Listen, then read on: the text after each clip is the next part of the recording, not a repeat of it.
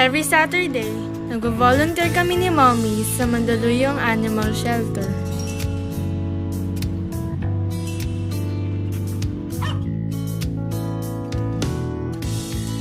Dati po, nung di pa po kami nag-volunteer, every weekends po, doon lang po kami sa bahay or nag-mall po kami. Tapos ngayon po, every weekends po, nandun po kami lagi sa shelter. Tuwing nag-rescue kami, lagi pinapaalala ni Mommy how important it is na makatulong, lalo na dun sa mga helpless. Paglaki niya, magiging compassionate siya. Hindi lang sa mga animals, kundi sa mga tao din.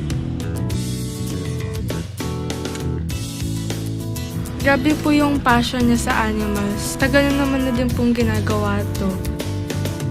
So this Mother's Day, isusurprise ko si Mommy.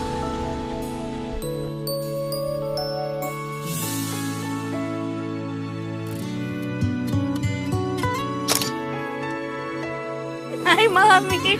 Is this for real? Totoo bang si Sharon ito? Hindi ko talaga ine-expect. I'm so happy to meet you, Mommy. Kaya I'm surprising you now. Kasi I've heard all about yung ginagawa ninyo for the Mandaluyong Animal Shelter. So, hindi lang kayo yung babies niya, di ba? Pati the dogs there. And grabe, Mommy. Nakakabilib talaga.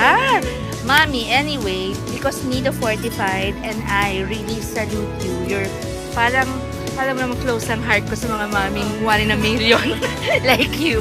Because you keep rescuing our beloved dogs and other animals. Nido and I have this wonderful surprise for you.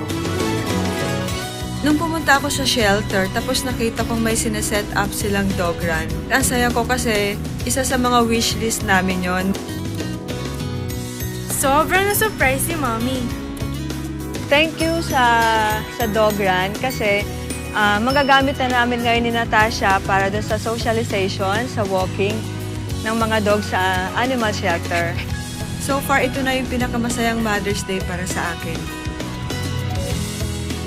I love you, Mommy!